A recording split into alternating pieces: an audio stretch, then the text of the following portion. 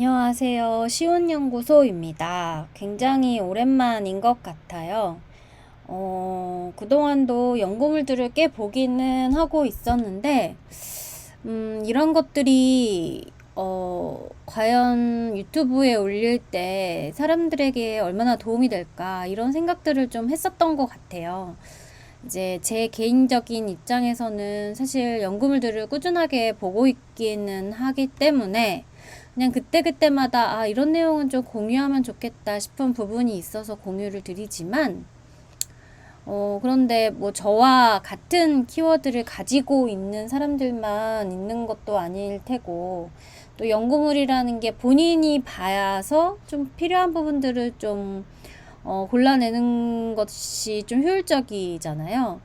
그러다 보니까 좀 아카이브를 운영을 하긴 하지만 그렇게 다 매주 이렇게 신경 써서 올릴 필요는 없겠다. 그런 생각이 많이 들어서 좀 저 개인적으로 그냥 원할 때 제 개인적으로 좀 필요한 부분이 있지 않을까라는 생각이 문득 들 때 이제 그때 올리는 것으로 이제 스스로 판단을 해서 선택을 했고요. 오늘은 이 아이 트래커라는 도구를 활용을 해서 이 인지 과정, 그리고 학습 과정, 그리고 인지 이론에 기반한 이런 어떤 내용들을 다루는 체계적 문헌 고찰 연구를 여러분들하고 좀 같이 보려고 합니다. 이 아이 트래킹 기술이 이 교육자나 연구자들이 학습 정보 처리 방식을 이해하는 데 사용되는 이제 강력한 도구다라고 설명을 하고 있고, 이 아이 트래킹이라는 게 이제 시선을 추적하는 거잖아요. 눈동자의 움직임을 추적하는 건데, 이러한 방법이 좀 얻기 어려운 학생들의 그 주의력이나 집중도, 몰입 상태에 대한 독특한 데이터를 제공을 한다 라고 하면서 이 기술은 학습 행동을 이해하고 교수 전략을 최적화시킬 수 있고 교육 성과를 향상시키는데 이제 도움이 될 수 있다. 그래서 최근에 컴퓨터 기반 뭐 평가라든지 뭐 시각적 주의 패턴이라든지 아니면은 독해력, 뭐 제2 외국어 학습, 프로그래밍 행동 등에서 활용되고 있다라고 이야기하고 있습니다. 그 문제 해결이나 컴퓨터 기반 평가 등의 학생들의 코그니티브 프로세시스, 그러니까 인지 과정을 탐색하기 위한 아이 트래킹 기술 활용에 대한 이제 체계적인 이 문헌 고찰은 좀 아직 부족한 상황이다라고 이제 설명을 하면서 이 연구에서는 코그니티브 프로세시스 연구를 위한 주요 교육적 주제, 아이 트래킹 연구를 안내하는 코그니티브 티어리, 그리고 코그니티브 프로세스를 탐색하기 위해 사용된 아이 트래킹 측정치의 관계에 대한 이해, 이런 것들을 좀 파악하고자 했다라고 설명을 하고 있습니다. 그래서 이제 그 학습에서의 인지 이론은 이제 뭐냐라고 이제 얘기를 한다면, 일단 이 아이 트래킹 연구에서 가장 대표적으로 언급이 되는 것이 이 커그니티브 로드 티어리, 인지부화 이론인데요. 인지부화 이론과 그 다음에 이제 저희 정보 처리 그 이론에서 이 듀얼 코딩 티어리, 네, 이중 부호화 이론, 이 두 가지의 이론은 굉장히 많이 언급이 되는 것들을 저는 보아왔고, 그리고 듀얼 코딩 티어리도 좀 관심 있게 보아온 부분이 있어서, 그리고 또 아래로 내려가 보시면 메린 보라는 포시 아이디 교수 설계에 관련한 그 학자분과 그다음에 스웰러, 이 스웰러가 이제 인지 부화 이론. 그래서 이 두 명은 세 가지의 커그니티브 로드 티어리를 제시하는데, 그게 이제 인트린직, 익스트레니어스, 그리고 졸메인, 이렇게 세 가지의 인지 부화를 이제 설명을 하고 있어서 대부분 이 인지 부화 이론을 많이 사용을 하는 것 같아요. 특히 이 인지 부화 이론을 이 커그니티브 티어리 그리고 이 아이 트래킹을 가지고 하는 이유 중에 하나가 이 아이 트래킹의 이 눈동자의 그 움직임과 그 눈동자가 집중할 때 이렇게 그 눈동자가 벌어지고 이렇게 좀 좁혀지는 그런 어떤 그런 부분까지도 좀 측정을 하기 때문에 좀 많이 이용을 하는 것 같아요. 픽세이션, 사카디, 그리고 뭐 스캔패스 등등등. 그래서 이 연구에서는 아이 트래킹 기술로 탐색된 주요 주제, 커그니티브 프로세스 연구를 안내하는 이론적 틀, 커그니티브 프로세스 지표로서 흔히 사용하는 아이 트래킹 측정치, 그리고 아이 트래킹 연구에 사용한 다양한 분석 방법, 그리고 아이 트래킹 연구가 코그니티브 프로세스를 탐색하는 데 있어서 장점과 도전은 무엇인가? 굉장히 정석적이면서 이 체계적 문헌고찰에서 되게 기준으로 삼을 수 있는 이 연구 문제가 아닌가 그런 생각이 들었고요.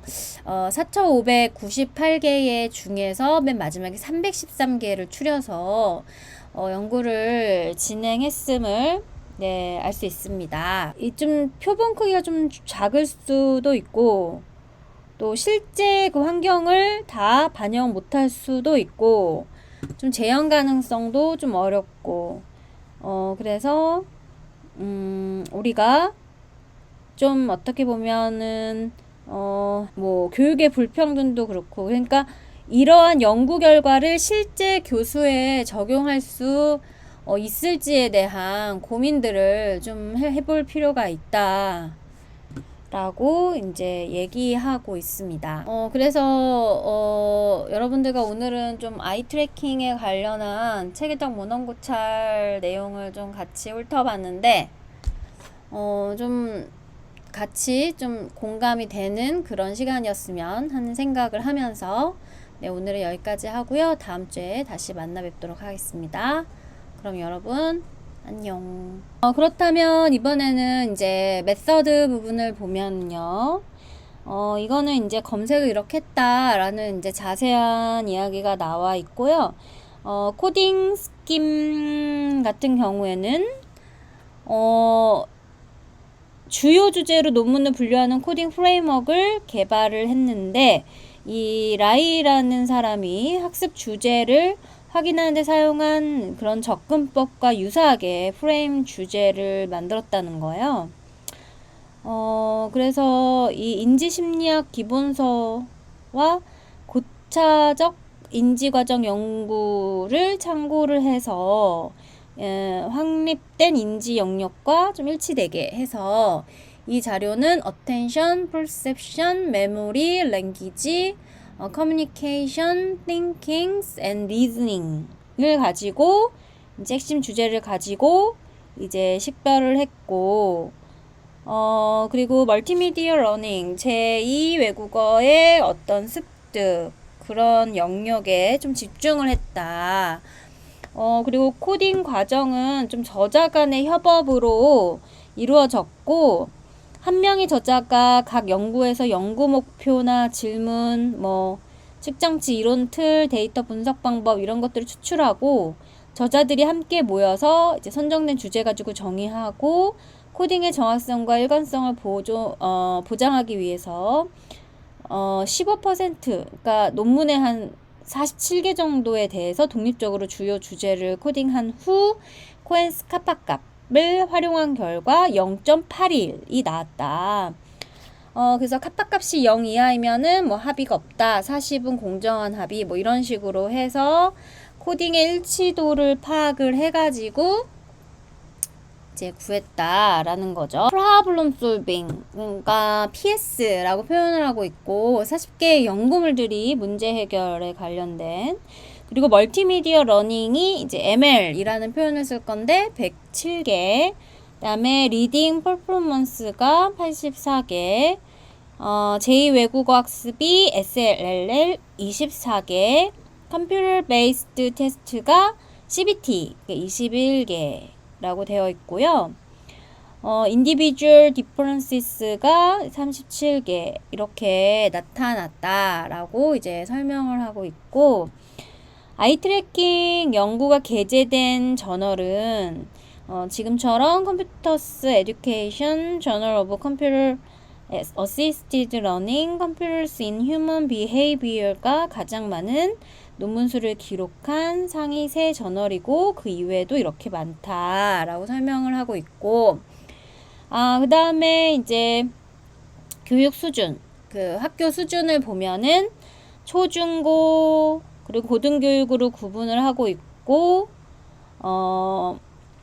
이 주제가 주로 이제 고등교육에서 주로 연구되었다라고 설명을 하고 있습니다.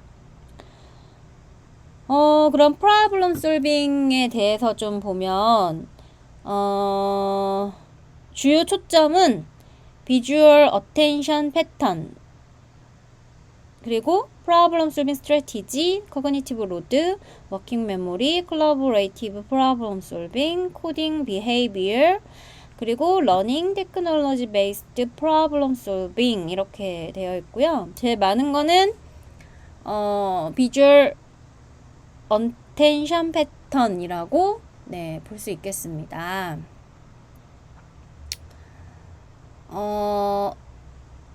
그리고 여기서 보시면 아까 프로블럼 솔빙, 그리고 이게 컴퓨터 베이스드 테스트, 그리고 인디비주얼,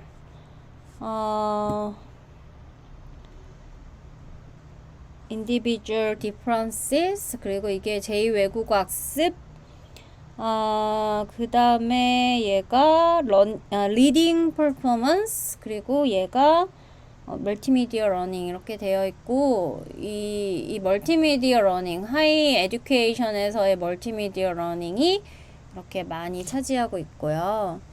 좀 재미있는 표네요. 재미있게 봤고요. 그래서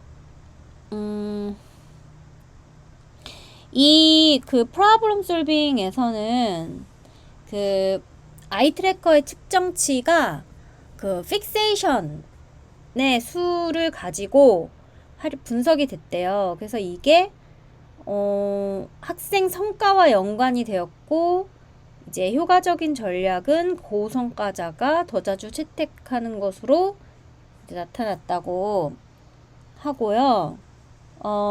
그리고 협동 시선 패턴과 공동의 그런 어떤 집중에 관련된 조사도 있었고, 그렇다. 그 멀티미디어 러닝 같은 경우에는 학습 자료 설계 47개, 비디오 기반 학습 24개, 게임 기반 학습 9개, 커그니티브 로드에 관련된 거, 멀티미디어 러닝을 탐구를 했고, VR 기반 학습 7개, 교수 그 가이딩 전략 6개, 학습 동기 정서 2개, 학생의 어떤 주의 뭐 이런 거 1개, 그 다음에 온라인 커리큘럼에 대한 발달 그런 거 1개 뭐 등등 있다. 그래서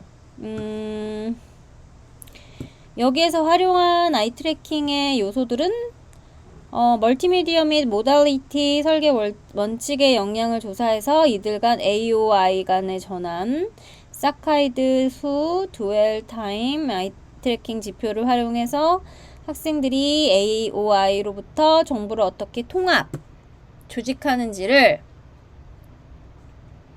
알아냈다라고 설명을 하고 있습니다. 이제 최근 연구들이 교수 안내 전략이나 학습 과정을 촉진할 수 있는지에 대해서 좀 관심이 있는 것 같아요. 그 다음에 리딩 퍼포먼스 RP 같은 경우에는 독자의 특징이 뭔가, 텍스트의 특징이 뭔가, 독서 전략은 뭔가, 학습 보조 도구는 뭔가, 시각 행동이 뭔가, 이런 것들에 대해서 집중을 했고, First Pass Fixation Time, 세컨드 패스 픽세이션 타임, 룩백 픽세이션 타임과 같은 아이 트래킹 지표를 사용을 해서 정보를 어떻게 방문하고 재방문하는지에 대해서 이제 조사를 했고요. 이 제2 외국어 학습에 대해서는 읽기 이해 12편, 어휘 학습 9편, 쓰기 행동 3편, 뭐 이렇게 했고요. 그리고 컴퓨터 베이스드 테스트에서는 문항 제시 8편, 문항 타당도 8편, 시선 행동 패턴 4편, 시험 전략 1편 이런 것들이 보여지고 있고, 인디비주얼 디퍼런시스에서는 학습 전략 6편, 학습 과정 12편, 학습 전략 6편, 셀프 레귤레이티드 러닝 5편, 컴퓨테이셔널 띵킹, 컴퓨팅 사고 5편, 그다음에 비주얼 서치 스트래티지 4편, 코그니티브 스타일 2편. 그래서 사실 이 아이 트래커에 대한 이런 연구들 중에서 제일 그래도 되게 매력적으로 느껴지는 것은 인디비주얼 디퍼런시스라고 볼 수 있어요. 근데 여기에서 연구 결과가 dwell time, total fixation duration, 사카이드 수, 그 다음에 아이 트래킹 측정치가 개인 차이 분석에 효과적인지. 그러니까 사실 이런 아이 트래커의 연구들 같은 경우에도 마찬가지로 그냥 트래킹 연구만 해서는 사실 좀 결과를 조금 깊이 있게 뽑아내기가 좀 쉽지가 않은 것 같아요. 그래서 보통 사전 인터뷰 같은 것들도 하고 하잖아요. 그래서 이번에는 Theoretical Framework in Eye Tracking Study를 좀 보려고 하는데요. 역시 Cognitive Load Theory, 그리고 Cognitive Theory of Multimedia Learning, 그리고 Dual Coding Theory가 인지과정 연구를 안내하는데 널리 썼고, 그 순서대로 49, 61, 17편. 그러니까 Cognitive Theory of Multimedia Learning에서 가장 많이 활용이 된 거예요. 그리고 표 3을 보면은 이제 다양한 주제에 대한 그 연구를 어떻게 사용했는지를 볼 수가 있는데, 가장 많이 사용한 게 CTML, 아까 얘기했지만 Cognitive Theory of Multimedia Learning 이고, Cognitive 그리고 이 ML 멀티미디어 러닝에서 좀 많이 사용을 한 것 같아요. 그래서 이 아이 트래커, 그러니까 이거 어떻게 사용을 했느냐라고 물으면 이제 뭐 이러닝 같이 그런 것들을 학습시키는 가운데 뭐 트리거를 주고 안 주고를 떠나서, 혹은 실험 설계를 해서 그 차이가 무엇인가 뭐 이런 것들을 많이 봤다라고 볼 수 있고요. 커그니티브 프로세시스 관련된 이 아이 트래킹의 이런 요약 같은 것들을 좀 보면은요, 이제 이쪽이 측정치잖아요. 그래서 이런 측정치들이 있는 거예요. 이런 측정치가 있는 것이고, 그리고 나서 이 CTML이라는 기반한 이 인지 과정을 측정을 했을 때 이게 어느 부분인지, 인포메이션인지 오르가니제이션인지, 네, 이런 부분들을 좀 살펴볼 수 있는. 그래서 뭐 교수 설계면 이쪽에 교수 설계가 들어가겠죠. 뭐 호시 아이디의 어떤 기준이 들어갈 수도 있을 것이고, 그래서 이런 어떤 요소들은 이런 것들이다라는 거를 좀 확인해 볼 수 있겠죠.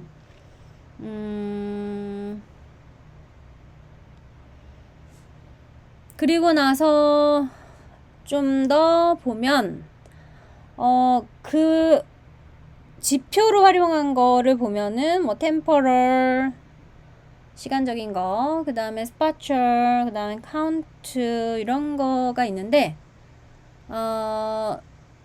저는 사실 이 아이 트래커에 관심이 있는 게 약간 정보 탐색을 어떻게 했는지에 대한 거거든요. 그래서 게이지 듀레이션 이거 같은 경우에는 어려움을 느끼거나 아니면 뭐 집중을 했거나 뭐 여러 가지의 어떤 해석이 가능하잖아요. 그러니까 이런 것들도 그렇고 그 다음에 뭐 이런 사카이드도 마찬가지고 네 그래서 이제 다양하게 네, 사용을 해볼 수 있겠죠. 그래서 여기서도 보면은 관련성을 좀 보면 이 멀티미디어 러닝 같은 경우에는 템퍼럴적인 측면, 그 다음에 RP 같은 경우에는 템퍼럴, 그 다음으로 많은 게 비슷비슷하긴 한데 ID 이런 것들, 그러니까 제가 관심 있는 부분은 뭐가 제일 많냐면 카운트가 아니네요. 템퍼럴이 많고 이게 격차가 심하잖아요. 아니 죄송합니다. 이게 42와 21 격차가 심하고 그 다음에 1 한 개밖에 없어요. 스파셜은. 그래서 이런 어떤 것들을 통해서 지금까지 연구가 어떻게 진행이 되었는지를 간단하게라도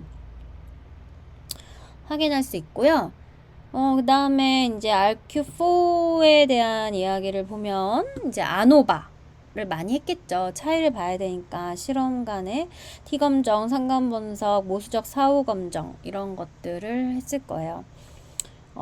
제일 많은 건 아노바고 두 번째는 T검정이고 그 다음에 뭐 회귀분석, 다별량 분석, 만휘트니 U 검정, 카이제고 크로스왈리스의 그 H 검정 등등 사용을 했다라고 이제 설명을 하고 있고, 그 다음에 이제 아이 트래킹 이런 연구, 근데 사실은 이런 이걸 보면서 이러한 연구물들을 보면서 여러분들이 멀티미디어 러닝에 이제 관심을 가지고 계시다면 이런 생각을 하실 수 있을 것 같아요.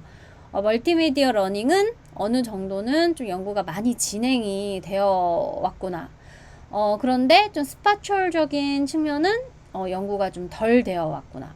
그래서 듀레이션 같은 것들을 활용한 연구들은 아직 좀 진행이 더딘가 보다. 뭐 이런 식으로 체계적 문헌고찰을 우리가 보는 이유는 내가 어떤 연구에 대해서 진행을 할 때 그 연구의 어떤 근거자료로서도 활용을 하지만 지금까지 활용된 연구들이 뭐가 있고 우리는 이걸 통해서 어떤 거를 좀 파악할 수 있는지 이런 것들에 대한 고민을 해볼 수 있는 건데요. 그래서 이 부분이 중요할 것 같아요. 아이트래커 연구에서 우리가 좀 도전해 볼 수 있는 부분들이 뭘까라고 한다면 이제 본 연구에서는 여러 가지가 있다라고 얘기를 하고 있는데 뭐 좀 주요하게 볼 부분은 아이 트래킹 측정치와 측정 대상 구성 그 개념 간에 좀 이념적 토대가 부족하다.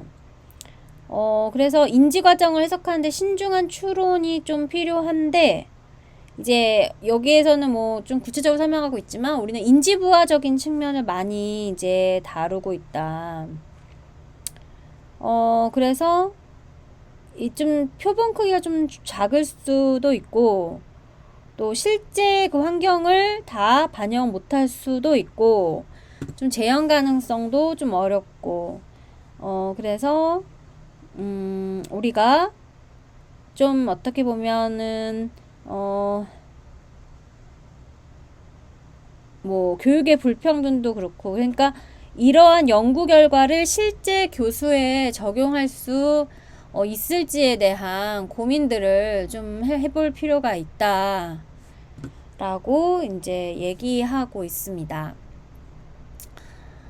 그래서 여러분들과 오늘은 좀 아이 트래킹에 관련한 체계적 문헌고찰 내용을 좀 같이 훑어봤는데 좀 같이 좀 공감이 되는 그런 시간이었으면 하는 생각을 하면서 네, 오늘은 여기까지 하고요. 다음 주에 다시 만나 뵙도록 하겠습니다. 그럼 여러분 안녕.